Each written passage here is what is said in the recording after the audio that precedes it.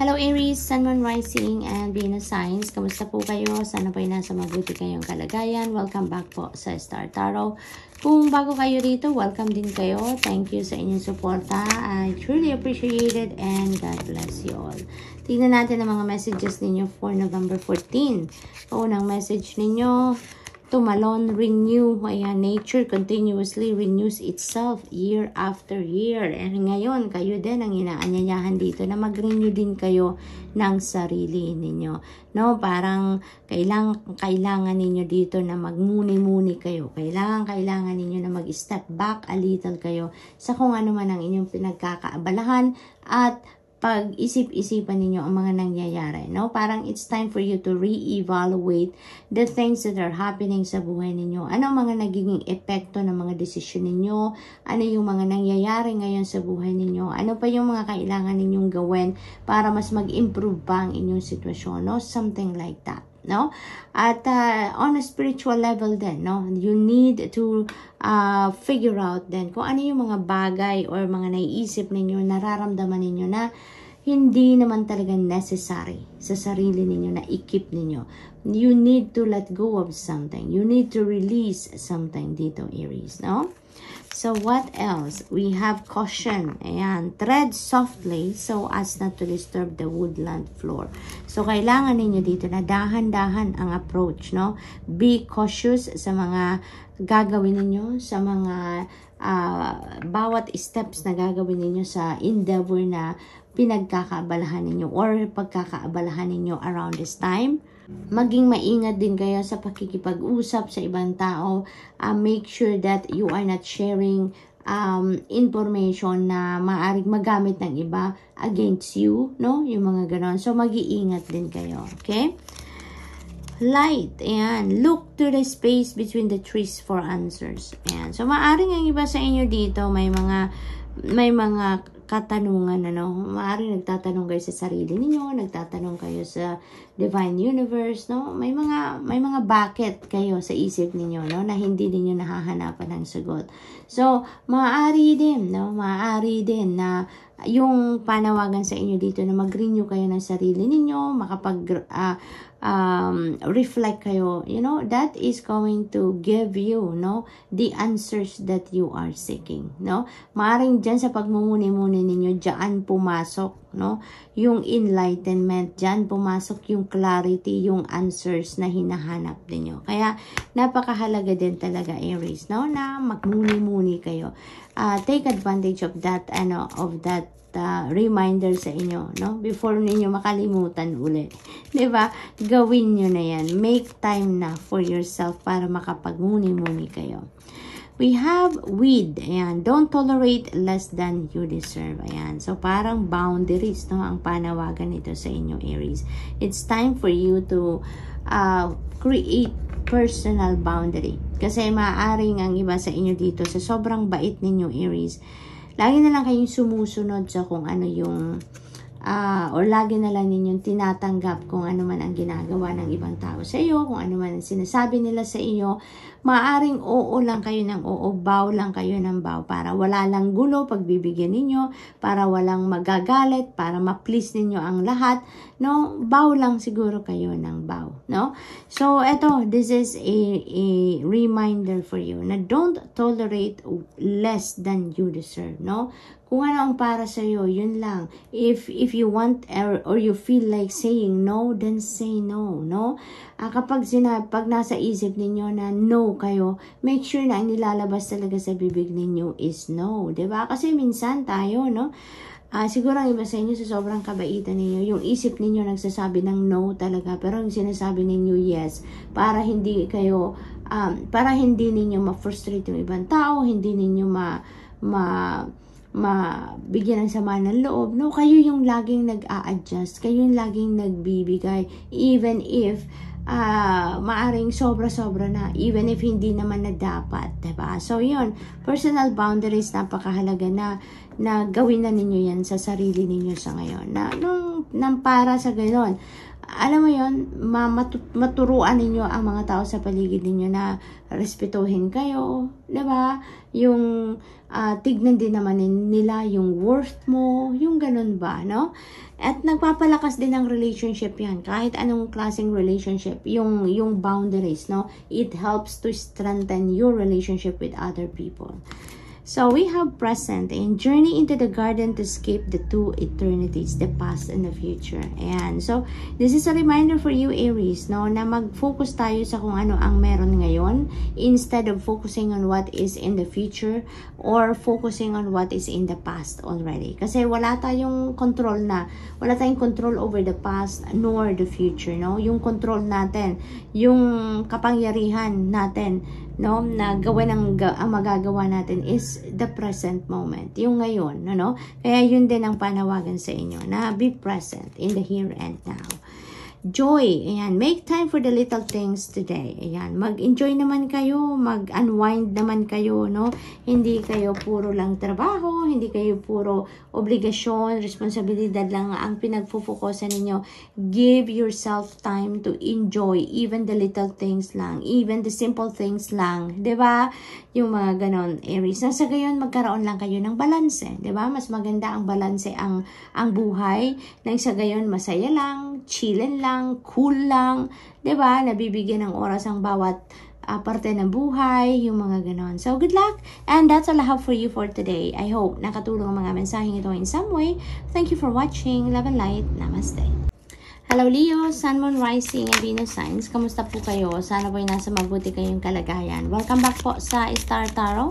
Kung bago kayo rito, welcome na welcome kayo. Thank you sa inyong suporta. I truly appreciate it and God bless you all.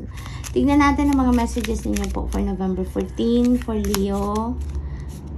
Ayan, so we have uncertainty and the shades of gray within the fog will eventually lift. Ayan, so may mga uncertainties na nararanasan, no, na experience ang iba sa inyo dito. Pero that will be lifted na. Magiging maayos na din ang lahat, magiging malinaw na din ang lahat, no? Kung yun ang nararanasan ninyo ngayon, no, things will change for the better. So, what else? We have idle hours. Ayan. Take some time out to lie on the emerald grass.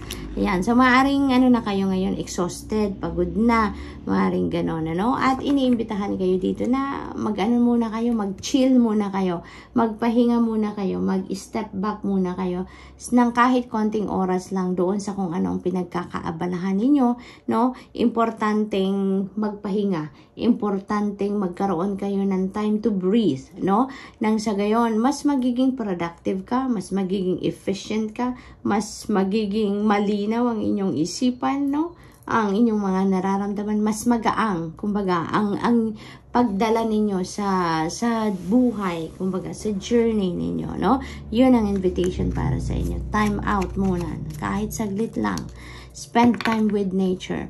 So we have cleanse. Ayan. Wash your weary spirit clean and take a walk in the wooded glades. Ayan. So, you know what, Leo? Maaring ang iba sa inyo, hindi na kayo nagkakaroon ng pagkakataon na maglakad-lakad man lang, mag-spend time with nature man lang. Kasi siguro lagi kayong busy, no? Maaring lagi kayong may ginagawa, maraming bagay ang pinagkakaabalahan ninyo, but yourself, no? Maaring yung mag-meditate man lang, maaring hindi na ninyo nagagawa. Pag-prayer mode, maaring hindi na ninyo nagagawa, no? Kaya mang invitation sa inyo dito, take some time out muna, no? Spend time with nature nang sa gayon, ma-absorb ninyo ang healing energies ng nature spirits because that is very therapeutic, very healing, you know, nakakagaan ng pakiramdam, nakakatunaw ng stress, kumbaga, so maaring yon ang kailangan ninyo sa ngayon. So, if you feel like going out talaga, no, spend time with nature. If you feel like you will be safe there, then go for it, no? Kung meron kayong access sa park, kung saan man, nature, tabi ng dagat, mag-beach, yung mga ganon, ano?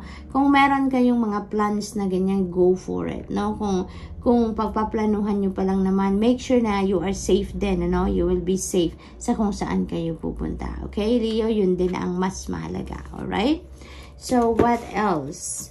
Kasi kailangan na ninyo mag-cleansing dito. Kailangan na ninyo na mag-let go ng mga negative energies dito sa inyong isip, sa inyong puso, sa inyong energy field. Okay? Relax. See, delight and powdered gold sunshine. Pinag-relax talaga kayo, Leo. So, maaring exhausted na talaga kayo. Maaring stressed out na kayo. Maaring maraming ganap sa buhay ninyo lately na alam mo yun, yung nagpa-stress sa inyo. And even physical body ninyo, maaring stressed out na din. Kaya, kailangan ninyo muna mag-relax. Okay? Dare, take a risk and fly. Ayan. For some of you, Leo, now is the time for you to get out of your comfort zone. You know, ngayon na ang panahon para mag-take risk ka. Take that leap of faith, no? Yung ganon. Kasi maaring ito nyo din yung pagkakataon ninyo, no? Na panahon na para mag-evolve din kayo as a person. Mag-evolve kayo into the best version of yourself. So, siguro mayroon na ditong opportunity na nag-iimbita sa inyo para nang sa gayon, mag-take the risk kayo sa ngayon. Because maybe this is your pagkakataon na, no? Para lumipad na din kayo, no? Hindi na kayo lang magsisettle sa kung ano ang komportable kayo, kung saan kayo nasanay, yung ganon. So, maybe this is the perfect time for you also to try different avenues, no? To try things na hindi pa ninyo nagawa, no? Before.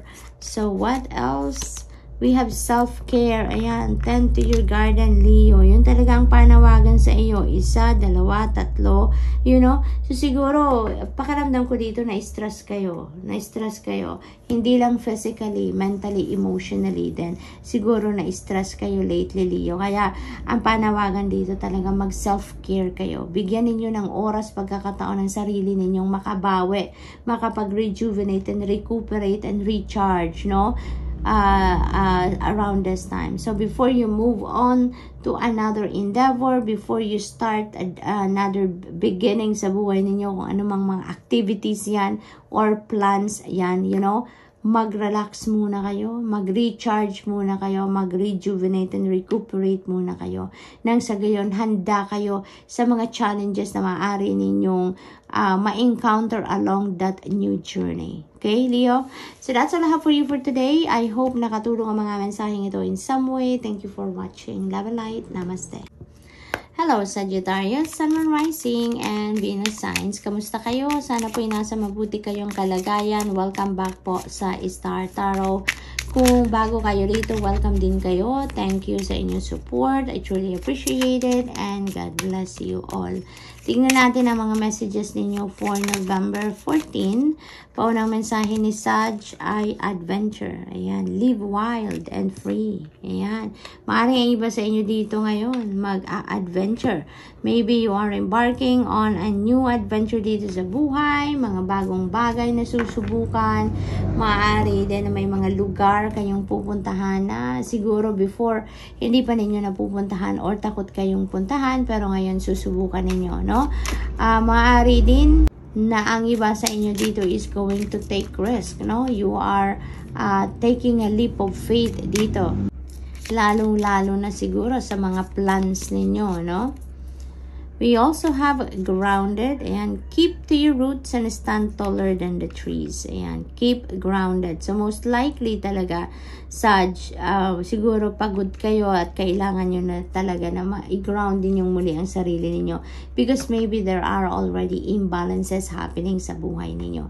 Siguro, you're all over the place na marami kayong iniisip, nagba-branch out yung iniisip ninyo, yung mga plano ninyo. Siguro maraming laman ang isip ninyo dito. At maaring nalilito na kayo, nako-confuse na kayo kung ano yung uunahin ninyo, ano ang ipaprioritize ninyo, mga ganon. Ano, Sag?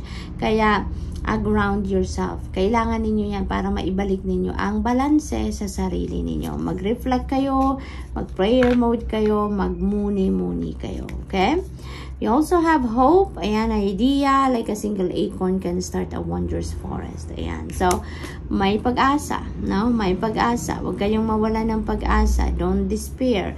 No? Don't lose hope. Lagi ninyong buhayin ang inyong hope and faith, no, sa puso ninyo. Dahil kapag kapag meron tayong hope, pag nag-hope tayo for the best, pag nag-hope tayo na magandang mangyayari, ay yun talaga ang dadating, Sagittarius, yun talaga ang mangyayari. Kaya, yun din ang dito sa inyo. Ito din yung panawagan sa inyo or reminder sa inyo na keep your hope and faith alive lagi sa kahit anuman ang sitwasyon na pinagdadaanan ninyo, Sagittarius. Alright? So, what else? We have change. Ayan. May mga pagbabago ditong mangyayari. Maaring change of direction talaga to dahil mag-adventure din kayo, diba? Maaring hindi na kayo doon sa kung ano lang ang comfort zone ninyo, doon lang kayo lagi, no? So, maaring yun ang pagbabago din. Isa sa mga pagbabagong mangyayari sa buhay ninyo is ngayon maglalakas ng loob na kayo, no? To take on new avenues, to try different things sa ngayon, no? Maari din ang mga pagbabagong ito could be, no, in other areas of life, no? Hindi lang sa ganitong paniniwala, sa ganitong gagawin ninyo. It could also happen in different areas. So, what else? We have opportunities. Maaari din na ang mga pagbabagong ito ay dahil sa mga bagong opportunities na parating, no? Marami siguro kayong ngayon, posibilidad na makikita ngayon or maaaring maraming opportunities ang kakatok sa buhay ninyo sa ngayon that is going to bring change sa buhay ninyo. So, take advantage of that opportunity kasi kung ano man ang, di ba, yung mga opportunities na dumadating or lumalapit sa buhay natin, that is meant for us, no? Hindi lalapit ang opportunity sa buhay natin if that is not for us, alright? So, we have wallflower. Ayan, look for the crack in the concrete to find your way out. Ayan, so, parang binibigyan kayo dito ng hint, binibigyan kayo dito ng advice, no? Na mag-focus kayo doon sa silver lining ng inyong sitwasyon. Maaaring ang iba sa inyo dito may mga pinagdadaan ng problema or pinagdadaan ng difficulty sa buhay ninyo, no? And don't focus on the problem itself, no? Don't focus on the difficulty itself dahil alam nyo na kung anong problema, alam nyo na kung ano yung sitwasyon ninyo. So, focus now on what you can do, no? Para masolusyonan ninyo ang problema. Para makalabas kayo dyan sa sitwasyon na yan, no? Para mahanapan ninyo ng solusyon, no? Or kung papaano ninyo mai-improve ang inyong sitwasyon. So, doon kayo mag-focus, no? There is always a silver lining for every difficult situation. Kaya parang sinasabi nito na doon, yun ang hanapin ninyo. Kung ano ang silver lining, kung ano ang positive aspect ng iyong sitwasyon, doon kayo mag-focus, doon kayo magbigay ng atensyon dahil with that, doon kayo yung parang maliliwanagan ang isip ninyo at magkakaroon kayo ng idea or it will lead you to a possible solution dyan sa pinagdadaanan ninyo. Kasi if magpo-focus tayo doon sa problema itself, kung magpo-focus tayo doon sa difficulty itself, mas magmamagnify yan. Marami pa kayong may isip na magiging problema pa ninyo, no? Dahil magsasanga-sanga yan na problema. Kaya, alam nyo na kung ano yung problema ninyo, kung ano yung difficulty na yan, doon na kayo mag-focus. Talikuran nyo na yan at mag-focus kayo doon sa kung ano ang positibong aspeto ng sitwasyon na yan. Doon kayo humugot ng inspiration and motivation ng sa gayon. Makahanap kayo ng solusyon, no? Makahanap kayo ng kung ano ang dapat ninyong gawin para makalabas kayo sa sitwasyon na yan. Alright? So, Sag, that's all I have for you for today. I hope nakatulong ang mga mensaheng ito in some way. Thank you for watching. Love and light. Namaste.